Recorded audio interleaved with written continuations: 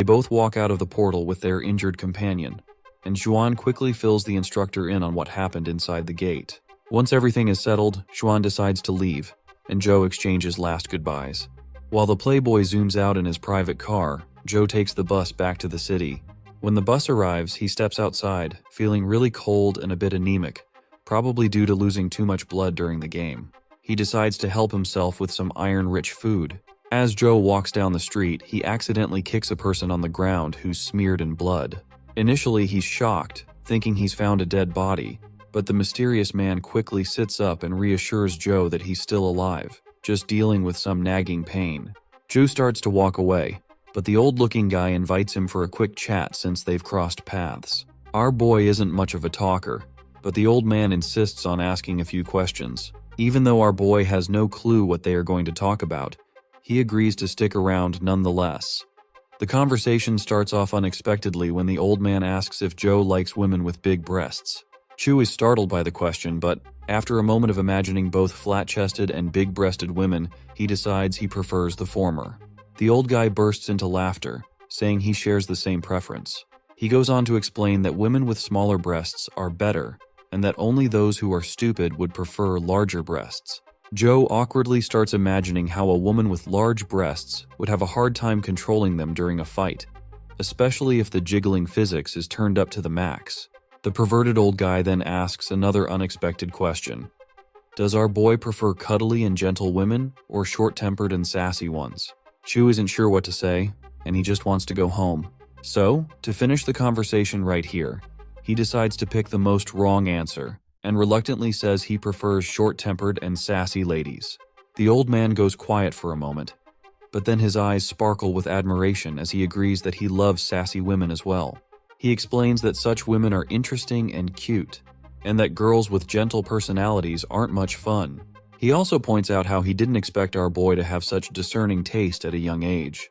My guy facepalms himself, thinking about his stepsister who had brutally kicked him around, so he does not get why anyone would like a girl with no sympathy. The old man, however, happily states that it's rare to meet someone with such good taste like Joe. Joe then asks where the old man lives, hoping to walk him home.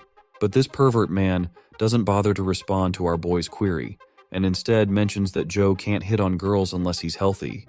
Since Joe is low on energy, his good taste won't get him very far.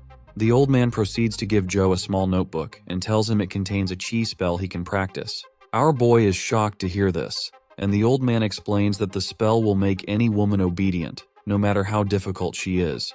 So he better take this technique and practice it to its fullest. Joe feels reluctant and mentions he's already practiced other QE spells, so he does not need this one. But the old man highlights that while this true demonic record is not a top key spell, it is still more powerful than the bitter meditation. Our boy is shocked to realize that the old man already knows that he has practiced bitter meditation, so he curiously asks how in the hell this crummy stranger knew he had practiced bitter meditation. The old man explains that although Joe currently looks quite pale, he is built solid and taut, which can only be achieved through bitter meditation. He can tell Joe hasn't been practicing it for long and advises him to stop to avoid ruining himself. Instead, he suggests our boy to practice the true demonic records, claiming it's 100 times better than bitter meditation, but then quickly amends his claim to say it's actually 1,000 times better, laughing maniacally. Chu has no idea what to do, so he simply thanks the old man and says he doesn't want to accept such a precious gift from a stranger. In his mind, Joe is also reluctant because he has never heard of a key fighting skill called true demonic records, so he decides to leave, not wanting to get trapped by a shabby old coot. As our guy begins to walk away, the old man sits quietly. With a tone filled with malice, he tells Joe to stop. With that command to stop, our boy's next step trembles as he finds himself unable to move forward. His face goes pale, and suddenly, he is dragged back to the same spot he was standing before. The old man, who introduces himself as Jin Deoxian, states that he does not like hearing no as an answer, and that no one who has said it has lived afterwards. The name Jin Deoxian quickly clicks in our boy's mind, and his eyes widened in disbelief. He remembers it's a name recorded in history books, born in the most chaotic time when dimensional storms befell Earth. Jin Deoxian is known as the most ruthless and terrifying man in human history, the devil who drowned the Federation in blood, and killed 27 people who were at the epic level, one after another. The old man then asks Joe if he has changed his mind or still wants to refuse the true demonic records. In response, our boy quickly says he will absolutely take it. The old man finds it odd that he agreed to take them so easily and curiously asks if he is bluffing or actually wants it, since our boy had already said before that he would never learn the true demonic records. While my guy does not say it out loud, he admits to himself that he has no intention of learning them. He knows that if he did, he would end up being wanted by the Federation just like this old coot. Jin then decides not to give the true demonic records to Joe, believing that even if he did, Joe wouldn't practice it.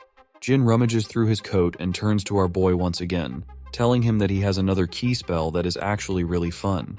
He pulls out another short notebook and asks him if he would like to practice it. Joe looks sheepishly at the notebook and does not protest like before. The pervert then forcefully puts the notes into Joe's hands and warns him not to refuse this time, or else there might be severe consequences. With that, the old man Jin begins to leave and vanishes into the bustling streets of the city, leaving our boy alone with a lot of questions. As he is standing there, he wonders if he's still being watched by that man. He looks at the notebook in his hand and wonders how he ended up taking it with him. Just then, he begins to sneeze and quickly starts running toward home. As he walks, he spots a few officers talking among themselves.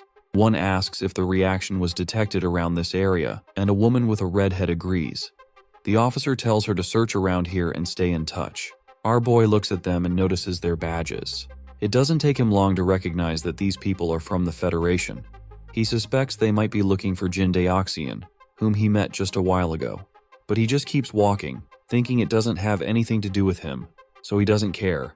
Once he's back home, the first thing he does is make sure to take a bath.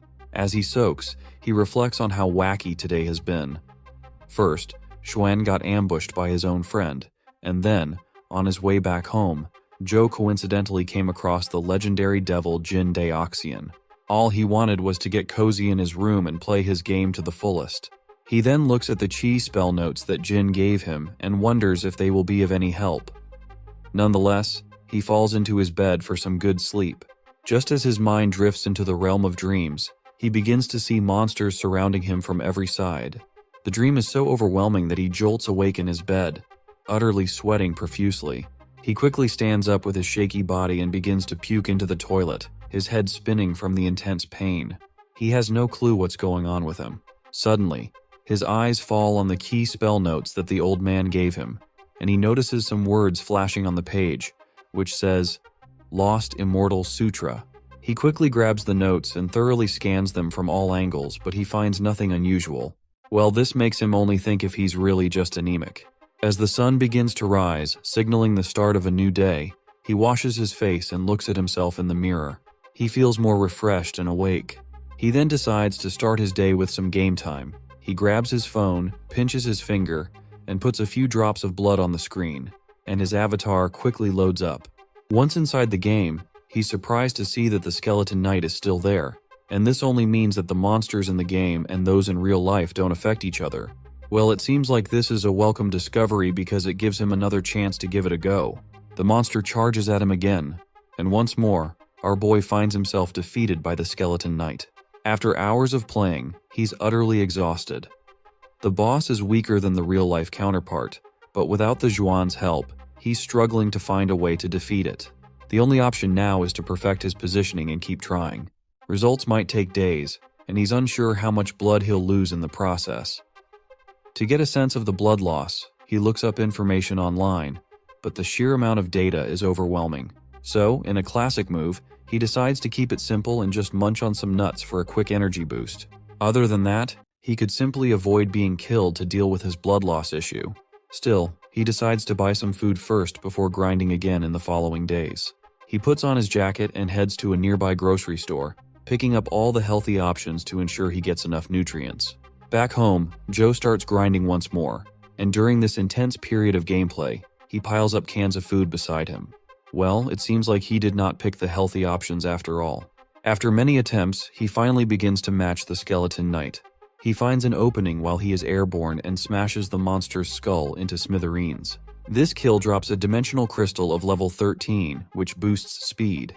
Joe proudly takes his reward, but when he checks his stats, He sees his speed points only increase by a few, bringing it up to 9. He finds it odd since it should have gone up to 13, but it seems he's reached the limit for his current level. Our boy is mulling over the idea of using bitter meditation to reach the legendary level, but as Jing Daoxian said, bitter meditation is nothing compared to invincible constitution. He's itching to learn a higher level Kwai fighting skill, so he's wondering if he should give the spell try which Jing Daoxian gave it to him. That's when something unexpected clicks in his mind. He quickly hops onto his chair, boots up his PC, and plugs in that pen drive his stepsister delivered and his dad sent. He's thinking there might be a key spell on it, but he shrugs it off, thinking it's unlikely. But as soon as the system reads the pen drive, we see that there's indeed a spell called Sun Shooting. His jaw drops to see this, and he pinches himself to make sure he's not dreaming. You see, both the Sun Shooting spell and Invincible Constitution can help people reach the legendary level and beyond, and they're mainly used for attacks. The Sun Shooting spell is less demanding than Invincible Constitution, and it appears to be a family key spell from someone in the Federation. He has no clue where his father got this. He wonders if he got hand on the Sun Shooting spell through Aang family's connections and paid it to acquire it. By the way, Aang family is our boy's step-family, but he quickly shrugs off the thought, convincing himself his father isn't the type to go to such lengths for something like this. Just then, his father's phone rings, and it's our boy calling. The father is curious why his son would call at this hour, and when he picks up, our boy throws him off by asking if he's still in one piece. The father is confused and doesn't know how to respond, but then snaps, telling our boy to knock on wood and calling him a damned brat. Well, it seems like his dad's doing fine, and our boy was just checking in. He then gets serious and says he has a question. The father tells him to go ahead, so our boy asks where he got his hands on the Sun Shooting spell. There's a long pause before the father asks what Sun Shooting spell he's talking about. This news shocks our boy, and he quickly asks his father again if he didn't tell Ang Jing to give it to him. The man quickly responds that he's not interested in cultivation, so he does not have any reason to get something like this in the first place. Well, this leaves our boy disappointed to learn his father never thought of him in that way. However, he's still puzzled about why Ang Jing said it was from her dad, and this is just making things complicated. His father then adds that it might be a gift from Ang Jing. Our boy acknowledges this and quickly ends the call, which annoys his dad, but he calms down and decides to ask around about who gave his son the Sun Shooting spell. Back with our boy, he reflects on how the Ang family seems to be taking a special interest in his father. He's confused about why Jing challenged him at school, and he also almost missed the test because of his stepbrother, Inspector Ang. Now, out of the blue, she's given him such a rare key fighting skill. It doesn't add up, so he decides to focus on practicing the spell instead of worrying about who gave it to him. As he starts to drift off to sleep again, his heart begins to race, and he feels a sense of unease. Suddenly, he sees those same demonic hands reaching for him once more. When the hands grip his throat, he starts to panic, and he wakes up drenched in sweat. After experiencing this wild dream twice in a row, he's convinced that Jing Daoxian must be behind it. He heads to the sink to freshen up, and the old man's words flash through his mind. He then glances at the small notebook, and wonders if it could help him deal with the troubling dreams. After reading these weird notes for a few hours, he finally starts to get the hang of the connection between Ki and the human magnetic field. Before diving deeper into this nerdy stuff, his stomach starts to rumble like crazy, and he remembers he's been so absorbed in reading that he forgot to eat. He stands up, grabs another bowl of instant food, and lets out a satisfying burp. Back at it with the reading, he completely forgets where he left off. After a moment of thought, he decides to just look into the notes once again. But as he focuses, it feels like he's seeing these words for the first time, as if he's never read them before. Even if he does not have the best memory, it's still hard to believe he'd forget so quickly. Once he begins reading once again from the start, he finally reaches the part about Chi spell and the human magnetic field. But suddenly, his mind starts wondering if he turned off the lights in the kitchen. After putting a lot of thought into it, he still can't remember if he turned off the lights in the kitchen. Frustrated, he starts reading the book again, but quickly realizes he's forgotten everything he just read. He takes a deep breath, gets into God mode, and starts squeezing every bit of information from the notes. Despite his best efforts to concentrate, he still gets distracted and forgets everything he had remembered. This is the strangest thing happening to him. Every time he gets distracted, he forgets all the previous content he read. But he remains determined, goes back into God mode, and decides to copy the contents of the notes into a book. But as soon as he puts pen to paper, he forgets everything again. He then tries to take a photo of the notes, but that attempt fails too. The capture doesn't pick up the text. He finds it really weird and wonders if putting the book away will make everything go back to normal. Just then, his phone rings with an unknown caller tag. He picks it up, and it's Xuan on the other end, asking if he's decided which university he'll be attending next. Seems like this idiot was so engrossed in his gaming lately that he completely forgot the results would be announced today. Xuan then asks if he wants to go to the same university as him. Our boy asks which one he is talking about. Looks like Li Xuan is in the #1 spot, and our boy Joe has scored second. So, with their positions in mind, the playboy proudly announces that they're going to Sunset College. That rings a bell for Joe because he's heard that Sunset College recently discovered a new dimensional realm and a symbiotic pet, making it a top choice for enrollment. But that is when he starts to panic when he realizes that Liu Yang is the turf of the Ang family, and he probably doesn't want to get tangled up with his siblings. Nonetheless, he dives back into his gaming session. While playing, he's up against some kind of mosquito enemy. He gathers fire in his fist and throws it at the pesky insect, but the mosquito quickly avoids the attack and slices him in half. He is frustrated to see that even after defeating the Skeleton King, he still can't defeat this little critter. He didn't expect to still be struggling against the silver-winged mosquito. The fact that it's so fast and can fly makes it nearly impossible to catch. A sudden knock on the door interrupts his thoughts. He quickly heads to the door to see who it might be. When he opens it, he's surprised to find Li Xuan standing outside. It's pretty odd to see him on his doorstep so early in the morning. But this playboy doesn't even bother to ask for permission and just walks inside the home. Our boy finally asks Juan what the hell he's doing here and mentions that he still hasn't decided if he wants to go to Sunset College. Xuan then offers him a book, telling him to take a look. Joe flips through the pages and asks what it is. The playboy then reveals that it's a secret document from Sunset College and tells him to examine it closely. As our boy takes a look at the papers, the playboy points to a drawing and explains that it's a creature from a dimensional realm in its visceral form. He boasts that this type of creature recently appeared in the dimensional realm discovered by Sunset College. Our boy feels a bit creeped out by Juan's overenthusiasm and asks what's so special about it. The poor playboy quickly feels disappointed and a bit irritated by the question. So, he snaps at our boy, asking if he even understands the significance of this kind of symbiotic pet. He explains that if Joe were to lose his heart in battle, this creature could quickly replace it, essentially giving him a second chance at life. Even after hearing all this, our boy still feels pretty clueless, which is really bugging Xuan.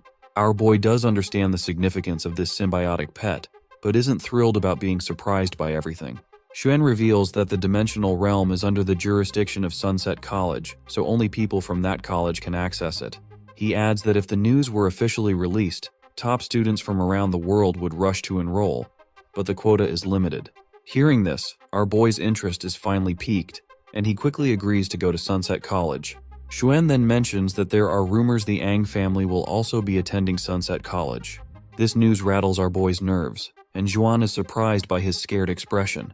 He asks why our boy looks so afraid, to which Joe just shrugs and says he's not scared at all. He confirms he's going to sign up today, and the playboy tells him to pack his bags because they're heading to Luoyang in his Lamborghini. A while later, we switch to an FBI headquarters or something like that, where two officers are still trying to track down Jin Daoxian. They pull up the security footage from Changjun Road and spot our boy on the video. They start making guesses that Joe might be connected with Jin Daoxian. Meanwhile, on a speedy highway where the city is about to face a storm, Joe and Xuan are tearing through the highway in their Lamborghini. Joe's having a blast, but he's also worried how this journey is going to take a lot of time, because they will have to bypass all of the areas near dimensional realms. He also thinks about the challenge his game is posing. The difficulty has almost doubled, and he figures that keeping on playing might just waste his blood. He glances over at Xuan, who's lounging in the passenger seat. Feeling a bit drowsy, Joe starts to nod off but quickly jolts himself awake. He's sure that if he falls asleep in the car and gets sleep paralysis, he'll be in big trouble. But he's not sure why he's feeling dizzy and running a fever. Then, he remembers the old man Jin, who had mentioned how important it is to be healthy if he wants to impress girls, and how low energy isn't going to cut it. So, with that in mind, Joe decides that staying healthy is crucial. He resolves to play games in moderation from now on to keep his health in check. Well, this is a kind of promise I make on a daily basis, but I always end up writing down some fun stories all the time for you guys. Our boy starts feeling jittery just thinking about the old man Jin. He's seriously considering that if he ever bumps into that old coot again, he's going to give him a piece of his mind. Ever since meeting that guy, he's been feeling pretty down. He's determined to get his revenge once he's stronger, but suddenly, he feels something weird inside him. He reaches into his pocket and pulls out the notes the old man gave him. The name on the cover starts glowing with energy. Before he opens them, he checks on Juan, who's still deep in meditation, and figures he won't notice. Plus, he's bored, so reading the notes might be a good way to kill some time. As soon as he cracks open the notes, words start popping out, and yellow energy begins to swirl in the middle of his chest. After a while, those notes of Lost Immortal Sutra have vanished, and as he opens his eyes, he looks at his empty hand, and he's totally confused about what just happened. He thinks about if this was a dream. He wonders if this is a dream, but as he closes his eyes again, he suddenly finds himself standing in the middle of an enchantment circle, but he is jolted awake once more. It looks like since he finished reading the Lost Immortal Sutra, all that energy has cultivated inside him. When he checks his system stats, he finds that his QI spell has changed to Lost Immortal Sutra. He starts to concentrate, and a flash of light sparkles in his hand once again. He realizes that he can no longer use bitter meditation now, because the panel has switched to Lost Immortal Sutra. Not gonna lie, in this manhwa, the power system is so underexplained that it makes him want to puke. The whole thing is just an unexplained mess, and these shitty translations are only making it worse. Joe looks at his phone and wonders what kind of key spell this Lost Immortal Sutra really is. He also notices that he has managed to break the 9-point attribute limitation of the mortal stage. Feeling pretty glad that he became stronger, Joe is actually happy to have met the old man, Jin Daoxin.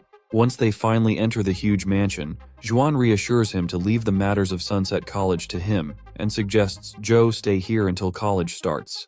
I guess this is expected of rich people, since they can just afford mansions anywhere they want. Once they settle in the living room, Juan brings something to drink for his friend. Joe asks if he lives alone here without any helpers, to which Juan agrees. He then offers Joe a weird hybrid can of Coca-Cola and Pepsi. As they chug down the drink, Juan's phone abruptly rings. He talks to someone for a while, and once he finally hangs up, he tells Joe to just have a rest here. And in the meantime, he himself is going outside for some work. Once he's alone, he starts wandering around and quickly sheds his coat. He begins swinging his fists, and then reflects on how a power punch requires a big movement, making it tough to use the same technique to deliver a precise 1-inch punch. He remembers trying it on that pesky silver-winged mosquito, but the little critter dodged his punch with ease. Looks like he'll need a new technique to handle that mosquito. That's when he recalls the skill he picked up, which is Skeleton Palm.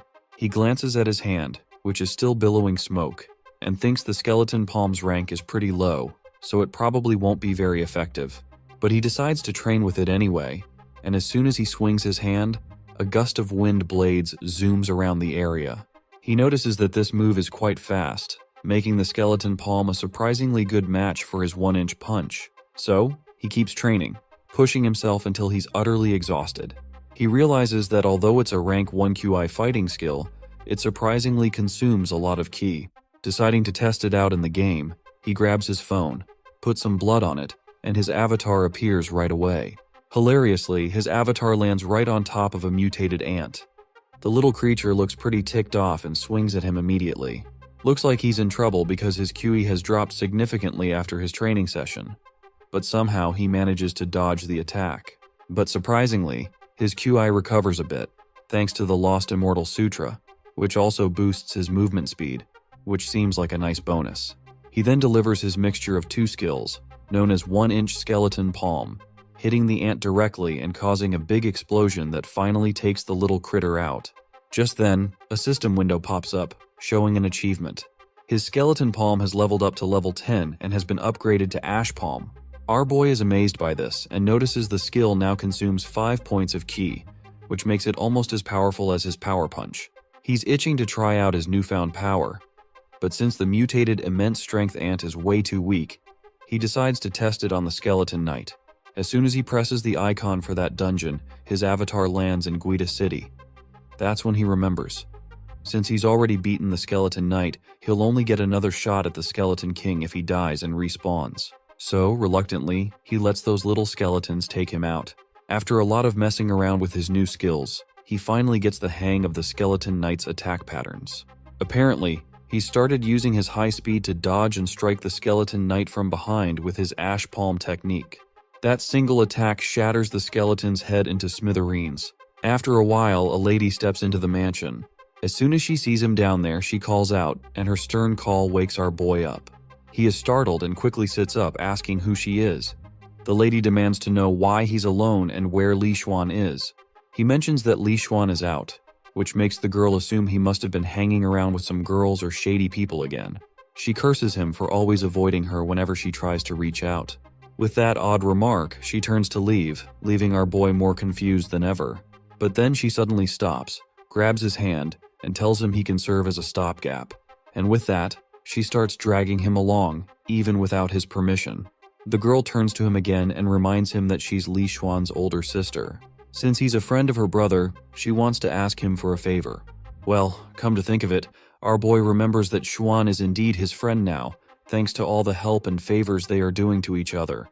But he'd rather avoid any trouble and just enjoy some alone time to play games. As he mutters this to himself, the girl asks what he's talking about, and he quickly brushes it off, saying it's nothing. She then tells him to get cleaned up and dress properly. He agrees, and a while later, they find themselves at Sunset College's pet arena. The place is buzzing with lights, almost like stepping into a neon city. Once they arrive, they get off their heavy bike and meet two girls who are already there. The lady tells him he doesn't need to do anything, as he can just stand aside and cheer for her. The boy agrees and quickly starts playing his favorite game, which annoys the lady pretty much. As more people start to gather, someone expresses their amazement at seeing Li Xuan's sister arrive. They wonder aloud why Xuan himself isn't here, and the guy standing with his girlfriend smugly jokes that maybe Xuan is just scared.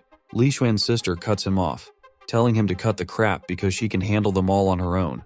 She then turns to the lady standing beside this guy, addressing her as Sume, and reminds her that since they defeated the mutated ancient warhorse together, why is she trying to take the symbiotic egg for herself? Sume begins pretending to be frightened, and while hiding behind her boyfriend, she claims that she delivered the final fatal blow, and thus, the egg rightfully belongs to her. That is when her boyfriend chimes in, reminding everyone that they agreed to fight among themselves, and whoever wins will take that symbiotic egg. So he says she better hold her horses before pointing fingers. The sister then addresses Gao Yang, suggesting it might be better for him to just hand over the egg without a fight, given they already know who's going to win this showdown. By the way, our girl's name is Wei Yang, but Gao Yang's arrogance is on another level. He labels her as his junior and declares he won't fight her himself, claiming it would be an unfair advantage. With a smug grin, he reveals he has another companion who will take her out. Just then, footsteps echo through the room, catching the Wei Yang's attention. As she looks toward the source of the sound, a figure emerges from the shadows.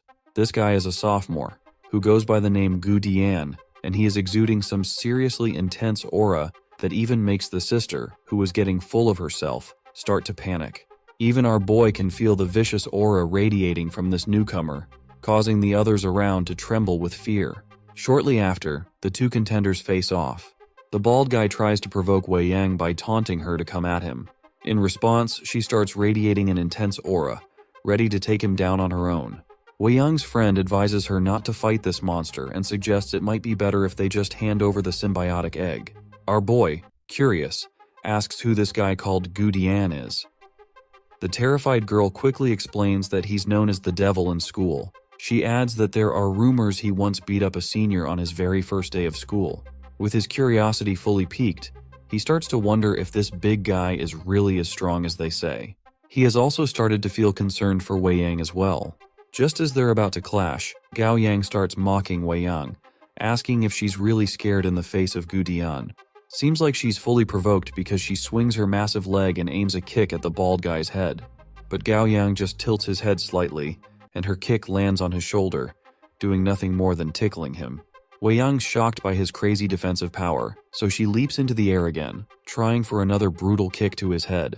But Gao Yang just stands there, chill as a cucumber, barely reacting like he's the second coming of One Punch Man. As Wei Yang's leg comes crashing down, the guy snags it with his bare hands, and with lightning speed, flings her down to the ground with such force that a cloud of dust and smoke erupts. When the dust settles, it's clear she's been slammed so hard she's practically become part of the ground. He then steps towards her, making it clear that she's no match for him. And it looks like he's right. Her forehead is bleeding, and her body is completely banged up. But this jerk then kicks her again like she's yesterday's trash, sending her tumbling. He cockily asks if she wants to continue the fight. Her friends tell her to give up on the symbiotic egg, and they also admit defeat themselves. The cocky blonde woman begins throwing verbal jabs at Wei Yang, saying that even her friends have surrendered, so she might as well accept it like a good little dog before she gets herself messed up from every angle possible. Wei Yang tries to stand up with her trembling body. As she attempts to utter a few words, the bald guy grabs her by the throat and slams her down into the ground again, treating her like a discarded mud doll. The shockwaves ripple through the area and the bald guy stands up, thoroughly enjoying his moment of triumph.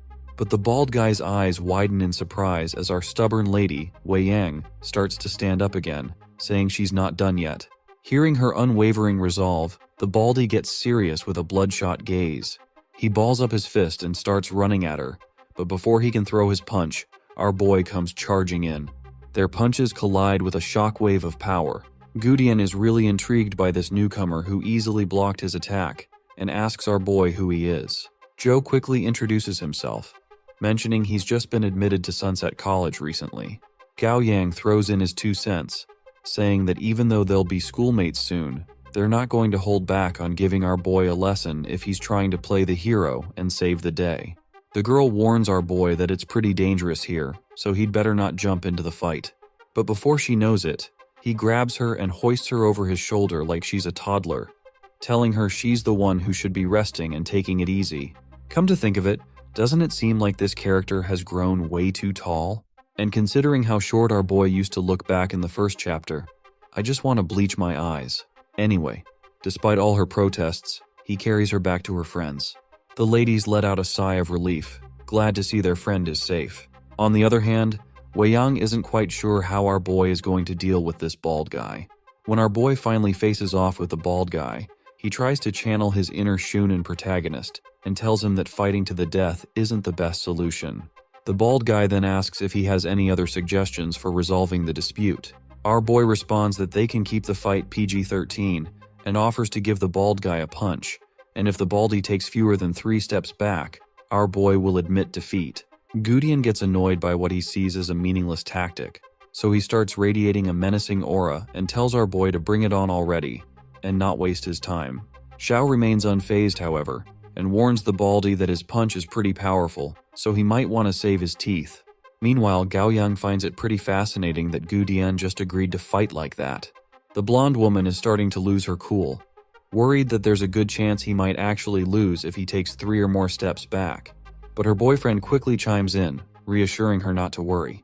He explains that Gudian's Chui fighting skill is the porcupine armor, made from needle porcupine crystals. Not only does it make his body as hard as steel, but it also gives him a nasty counterattack ability.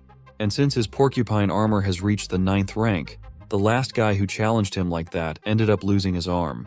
So, in a nutshell, our boy's plan might have been a bit naive. Seems like we will know it soon enough, because our boy balls up his fist, and as he starts to gather momentum, the half-glove on his hand begins to disintegrate. His punch lands squarely in the bald guy's gut, and his face tightens as the force of the punch continues to build. This eventually causes a massive explosion, sending the bald guy sliding backward, way beyond his original position. Wei Yang is completely blown away by what she witnessed. It looks like Baldy has lost decisively, and that last punch was so brutal that our boy's fist is smeared with blood. That is when the blonde woman starts shouting, because she is having a hard time accepting defeat. She makes excuses that our boy is not part of Wei Yang's party, so even if he won, the victory does not count. Her dignified boyfriend gives her a solid slap across the face for whining after a fair loss, and tells her there's no denying they've lost. He insists he's a man of his word and isn't backing down. He crosses paths with our boy, saying they'll meet again and he'll be waiting for that moment. With that, the 3 of them leave the area. The girls quickly swarm our boy with their flattery, showering him with well-deserved praise. They point out how their junior is so strong, and these all seem to be falling all over him in admiration. That's when Wei Yang calls out to our boy, pointing to his hand. He shrugs it off, saying it's just a minor injury and nothing to worry about as long as the bleeding stops. He then reminds her, with genuine concern, that she's injured more seriously and should head to the infirmary right away. The girl agrees, and our boy, still in his typical fashion, hoists her over his shoulder like she's a plush toy.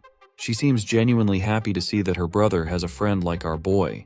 Shortly after, they return to the mansion, and our boy is visibly annoyed to realize how long it's been since he last played his game. He's finally ready to dive into his beloved pastime. Well, or so he thought. Just as our boy is about to dive into his game, Xuan makes a dramatic entrance into the mansion. And by now, our boy is convinced that the entire universe is conspiring to keep him from fully enjoying his favorite game. Xuan strolls over to our boy, gives him a pat, and asks if he still remembers the dimensional realm he mentioned before, the one where a creature in its visceral form was found. He is asking this because he apparently wants to invite Joe for a visit to that place. Our boy finds this pretty strange and points out that they shouldn't even have access to the realm before school has even started. Xuan, with a smirk, proudly assures him that taking them there is just a piece of cake for him. But it seems our boy is more interested in playing his game than listening to Xuan. As he's absorbed in checking his stats, Bluehead gets increasingly annoyed and snaps at him for not responding.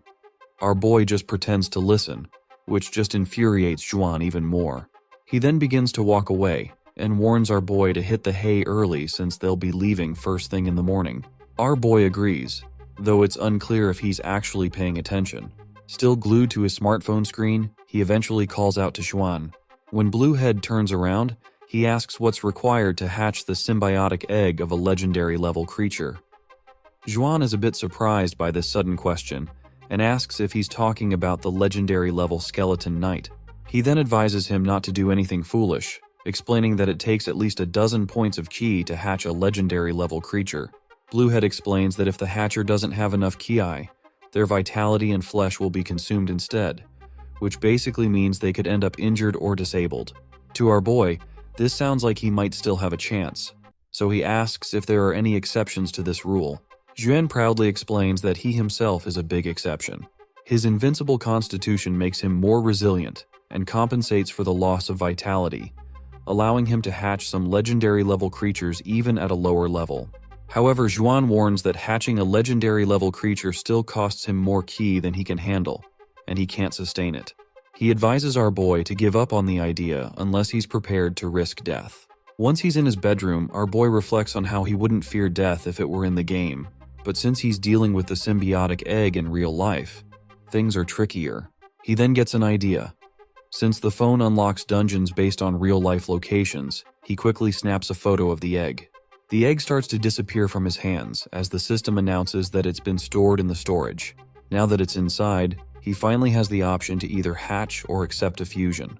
Although he's unsure what the accept a fusion option means, he taps it anyway like a curious cat.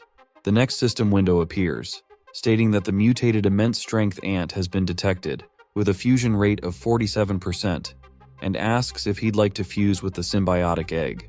Without a second thought, our boy presses the yes button with his chibi little avatar hands, and the fusion process begins.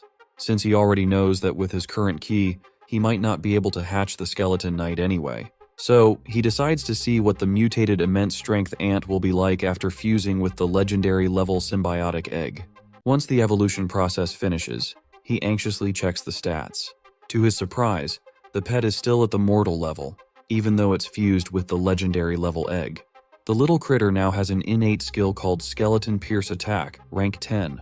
He hopes it might be strong enough to take on the silver-winged mosquito. So, he jumps into the game, and just as the mosquito comes crashing down, he quickly summons the skeleton ant and commands it to stop the mosquito. His friend quickly uses the Skeleton Pierce skill, and spikes start popping out of the ground, aiming to hit the flying mosquito. Despite hundreds of sharp needles shooting up, they're not enough to stop the pesky bug. The mosquito zips past every needle and goes straight for our boy. Seeing that critter heading his way, our boy balls up his fist and delivers a devastating blow, only to hit the bare ground. and after he misses his chance, his avatar is once again slashed into 2 equal pieces.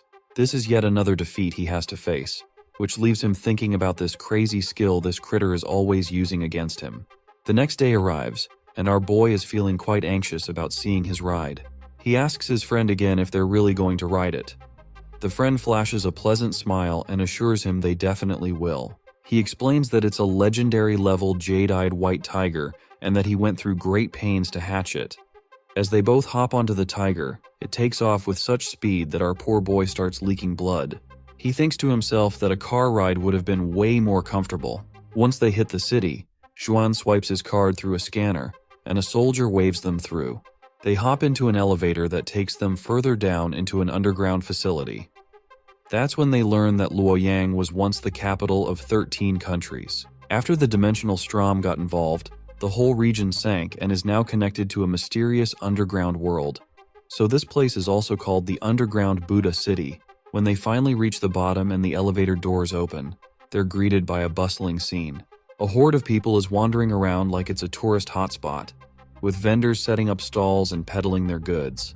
Our boy curiously asks if this is really a dimensional realm since it's hard to believe students would set up stalls here. Xuan explains that the army has cleared the perimeter to keep people safe at the entrance, but it's just that what they're selling isn't very impressive. However, he proudly adds that he has an exploration map used internally by the army. Joe isn't surprised, since he knows that there's nothing this playboy can't afford.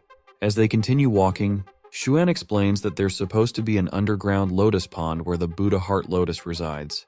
While strolling, Joe spots that palm-like shape again.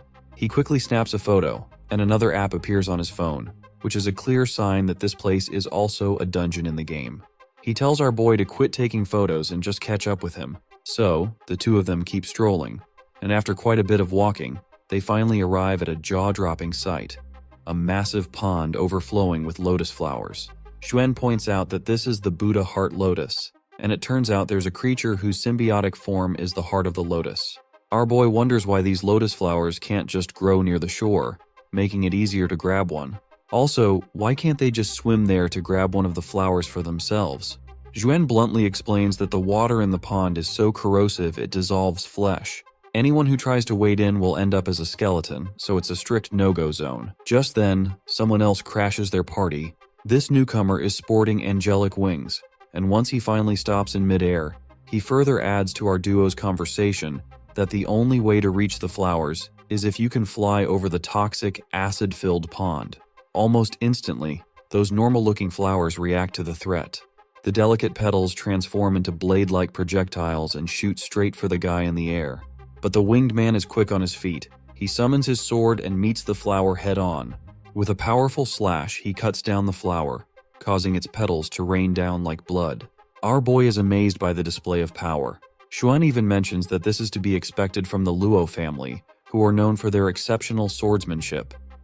He adds that this guy with wings, known as Luo Xuan, isn't even that powerful. Despite saying this, our greedy playboy just can't tear his eyes away from those impressive wings.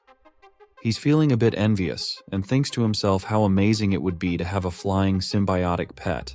He then asks our boy if they should explore somewhere else since there might be other dimensional creatures around. He also points out that this area is so strange it's been listed by the army as one of the unknown dangerous zones. Our boy curiously asks what he means by dangerous, and Xuan shows him his phone screen. It highlights how many army personnel have died exploring this area, not from attacks but due to sudden organ failure. For safety's sake, Xuan advises they should make their decisions wisely. Just as they're about to move on, the swamp starts bubbling up. A massive lotus flower emerges, adorned with Buddha faces all over it. Looks like they've finally found the threat they were trying to avoid. The Buddha lotus flower quickly reacts and prepares for battle. The man in the air quickly summons one wing, turning it into a winged pony. But the Buddha flower isn't playing around. It fires a giant red beam at the pony, turning it into a pile of bones. The once cocky winged guy starts falling into the vat of acid, and our boy calls out to him. Xuan is sure this guy is done for as soon as he hits the swamp. But surprisingly, Luo lands on a lotus flower leaf and hops out of the toxic water. Xuan realizes that this dude's QI fighting skill is something like a lightness skill, but he's still pretty far from the shore.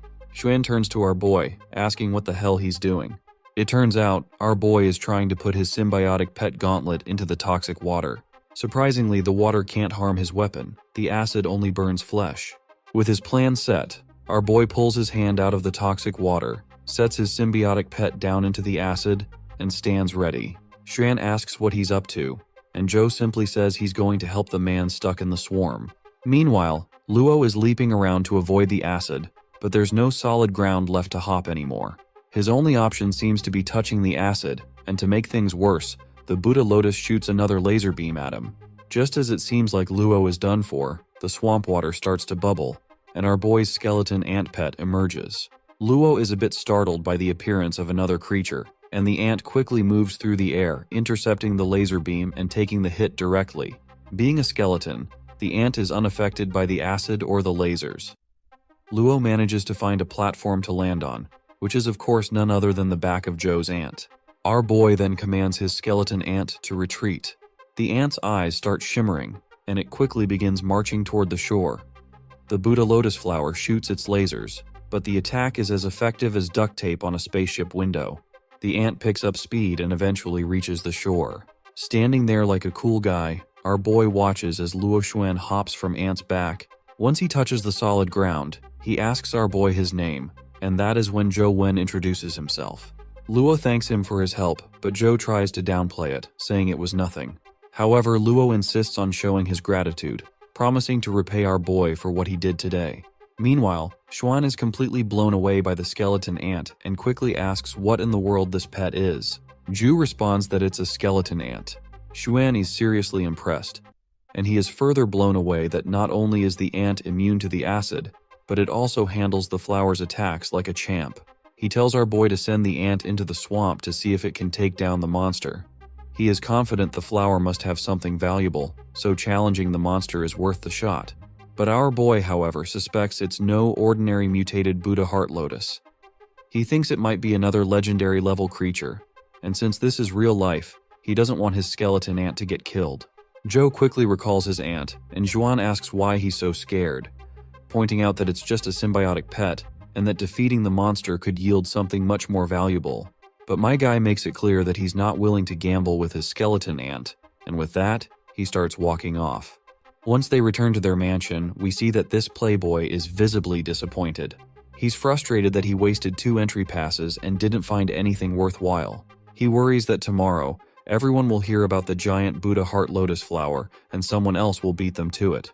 Holding his phone, Zhou tells his friend that he's heading back to his room and asks for the map of Buddha City, which might come in handy someday. Xuan hands over the map, and Zhou happily retreats to his room, leaving the playboy wondering why he seems so pleased. Once he is in his room, he smears his phone screen with blood, causing the Lotus Flower app to boot up. He finds himself in the underground Buddha City dungeon, surprised to see a multitude of Buddha Heart Lotus flowers carpeting the water all the way to the shore, unlike in real life. However, the giant lotus flower is still nowhere to be seen. Shrugging off the disappointment, he decides to proceed with defeating monsters in the dungeon. Meanwhile, back in reality, the Buddha Heart Lotus flower has awakened once again. Other players, having heard rumors and stories from their friend Lu Xuan, are now eager to take down the flower. The lackeys of the main guy are pretty impressed to see their boss call in his top-tier legendary creature, a golden-eyed hawk, to deal with the flower. The cocky boss, with a dramatic adjustment of his glasses, sends his golden eagle to attack the Buddha Heart Lotus flower. Back in the game, Zhou Wen is dodging lasers with slick moves while cutting down lotus flowers left and right. His skeleton ant is also in action, delivering a final strike to a flower and causing it to drop a crystal. Seems like he finally gets something valuable after slaying so many creatures. He examines the skill crystal and realizes he hasn't heard much about the Buddha Heart Lotus's key fighting skill. Given the lotus flower's attack style, which seemed to involve hidden weapons, he decides to absorb the crystal. As he absorbs the crystal, he notices its effects in real life. The warm sensation he feels is completely different from the pain he experienced with his power punch absorption. This new warmth indicates a new, intriguing power, and he begins to consider how this might enhance his abilities. As Zhou Wen's heart feels relaxed, as if it's being touched by heavenly waters, the system flashes a notification. New skill acquired. Meditation rank 7. It's a strength-based skill he wasn't expecting. Curious about its effects, he concentrates, and a blue aura surrounds him from all directions.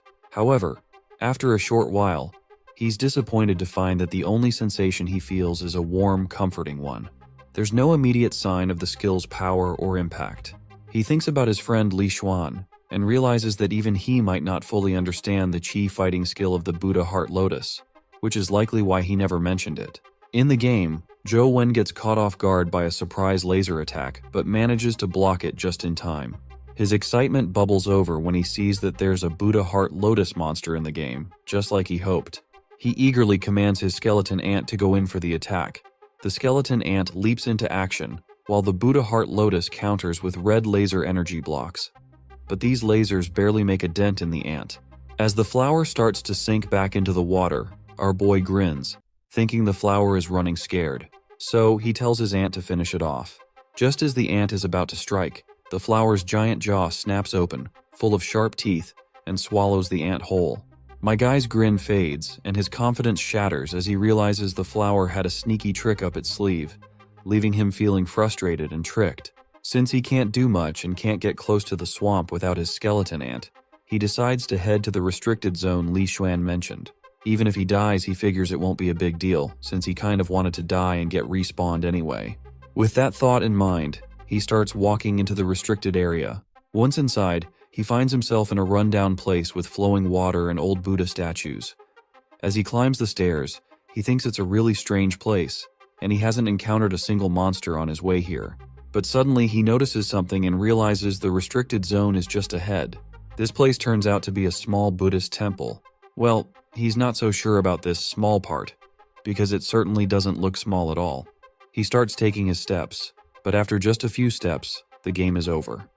It's a bit of a huh moment for him since he didn't even realize when he died. He smears his screen with blood again and tries running inside the temple, but once more his avatar's body begins to twist. Before he knows it, the game is over again.